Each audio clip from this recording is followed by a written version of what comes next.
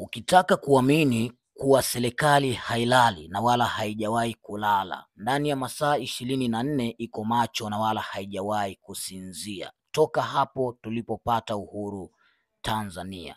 Akileo bwana, katika pitapita zangu kwenye mitandao ya kijamii, kuna jambo kiukweli nimeliona limenisikitisha sana na limenistaajabisha sana na limeumiza moyo wangu kiukweli na limenigusa sana kibinadamu.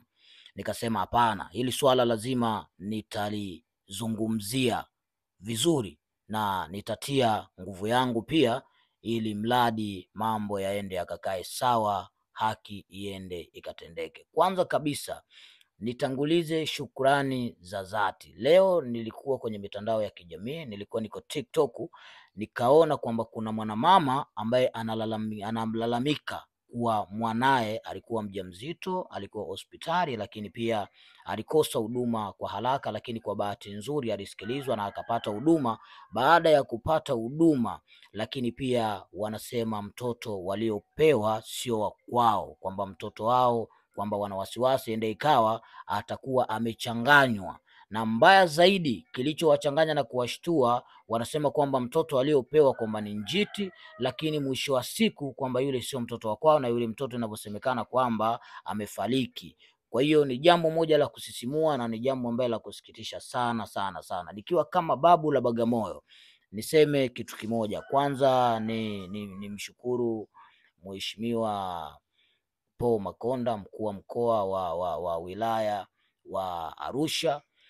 Amefanya kazi kubwa, amefanya kazi kubwa sana, amefanya kazi kubwa sana na ataendelea kuifanya kazi kubwa, kwa sababu aliamua kuwatumikia wananchi wake wa Arusha kama alivyoamua kututumikia wananchi wake wa Dar es Salaam.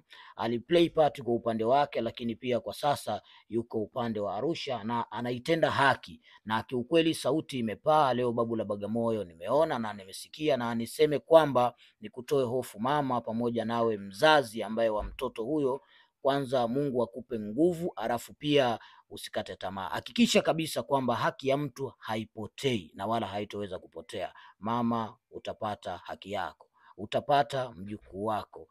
Kama swala limeshafika kwenye serikali, lazima haki yako itapatikana tu. Yaani cheza na vitu vingine vyote, sio kwenye swala la kibinadamu. Serikali huwa hainaga masiala kwenye wananchi wake ama kwenye watu wake. Kwa hiyo mama, ondoa shaka, hilo swala litakwenda kukaa sawa kwenye serikali. Swala limeisha kwenda kumalizika, nadhani kabisa majibu yatapatikana tu. Swala la kibinadamu ni swala moja zito sana na ni swala kubwa sana. Nikiwa kama babu la Bagamoyo, nikaona nilizungumzia hili na kutoa shaka pia kwa chochote ambacho kilichokuwa kimefanyika, kiwe cha heri, kiwe cha shari. Hakikisha kabisa kwamba basi kila kitu kitakwenda kukaa sawa kwa upande wenu.